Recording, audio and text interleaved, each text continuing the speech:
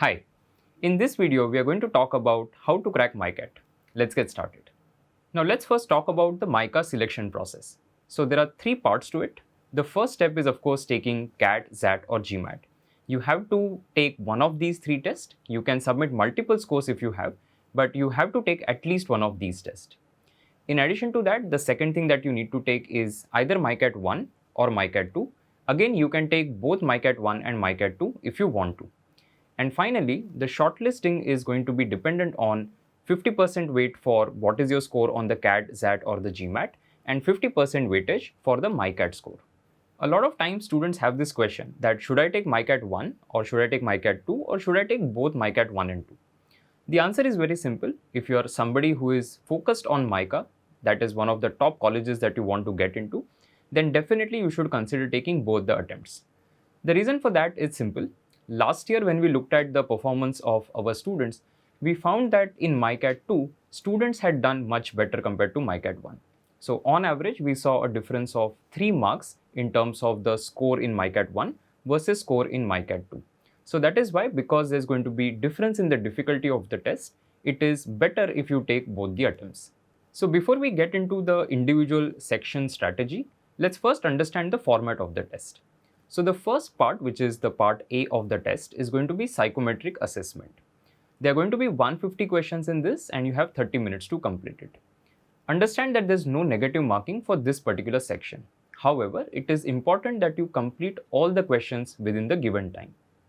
The part B of the test is the most interesting part. It is something that is very unique to MICAT, which is the descriptive test. Here you are going to get 4 questions and these are descriptive in nature. I am going to talk about these as we go along. And for these questions, you have to type in the answer. Now there are 25 minutes for this. Again, there's no negative marking. And one of these questions, the question 4 out of these questions, is going to be on, there are 4 images that will be given to you and you have to write a story based on these images.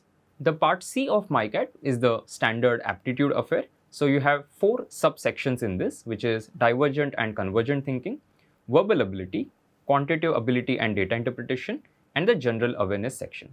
For each of these subsections, there are 20 questions, making it 80 questions, and you have total 80 minutes for these questions. In this part of the test, you have negative marking, so the marking scheme is +1 and -0.25.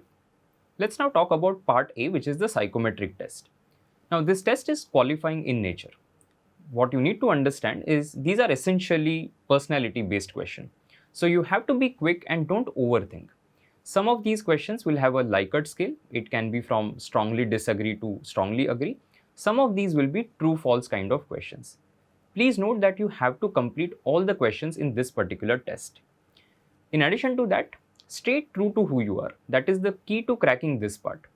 I have seen very few people getting disqualified in this particular test precisely because they are not able to either complete it or they are trying to give answers in a particular manner to show something that they are not.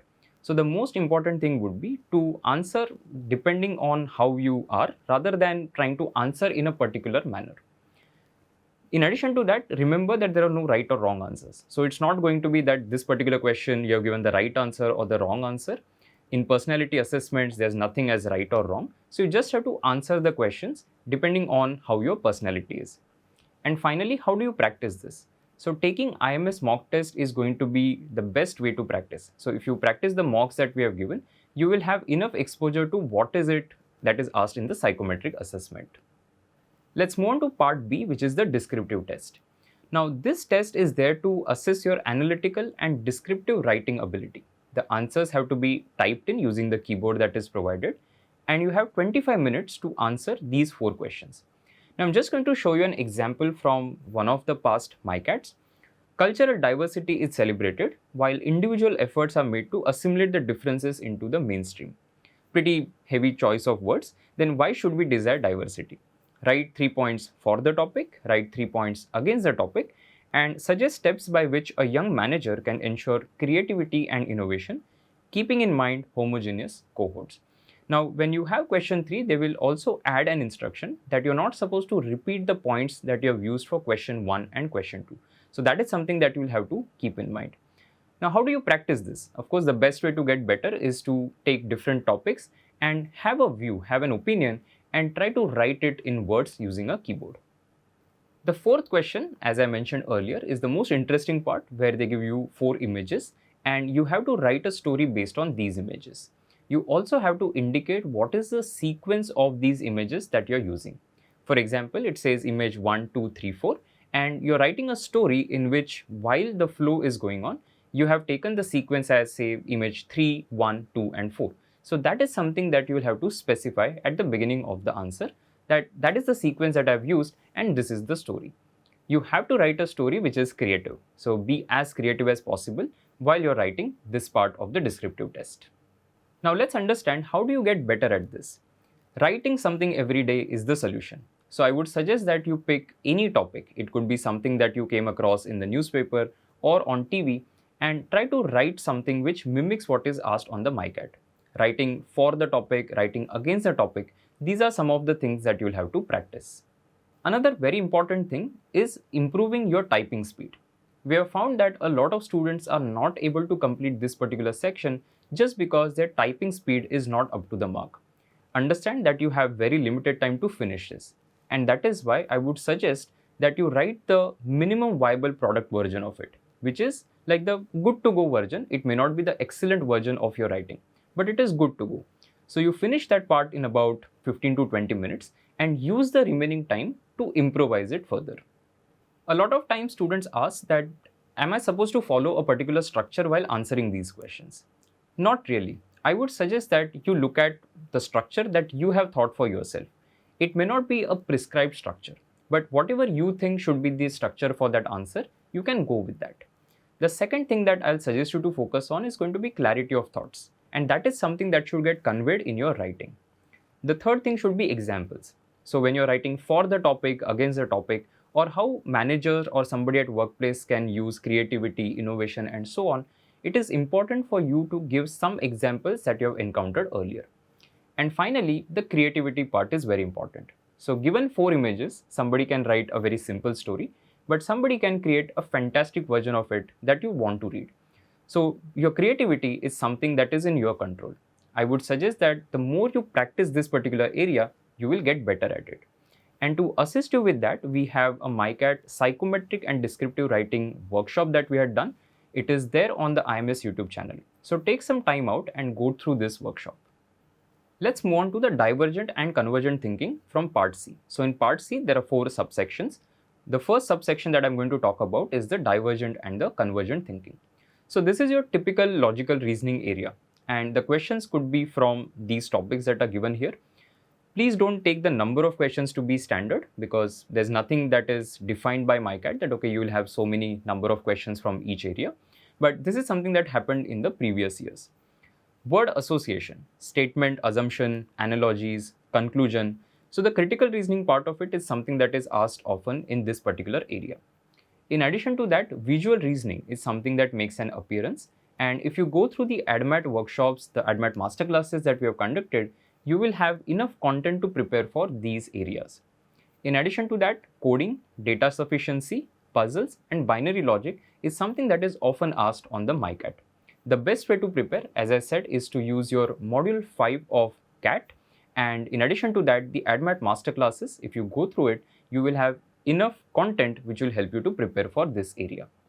In terms of the verbal ability section, the dominant part of the section is going to be reading comprehension. So till last year, they were asking 3 RCs. That number can change. You may have 2 RCs or even 4 RCs.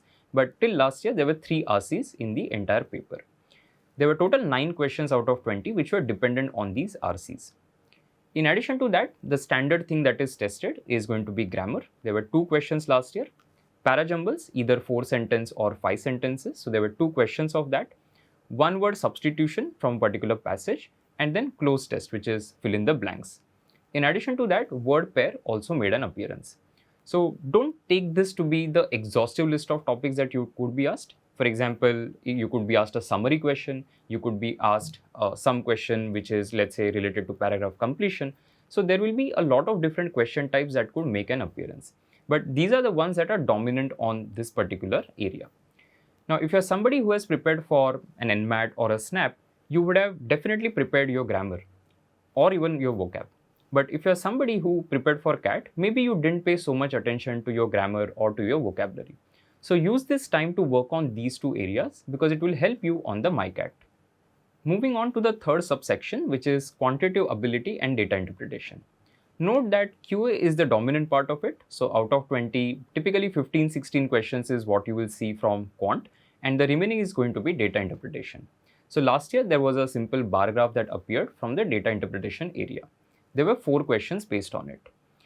The most dominant part of the QA is going to be arithmetic, starting from percentages, profit loss, SICI, time, speed, distance, time and work. So all of these topics that you have prepared for CAT and for other exams should help you for the MICAT as well. So there's no specific preparation that is required for the arithmetic area.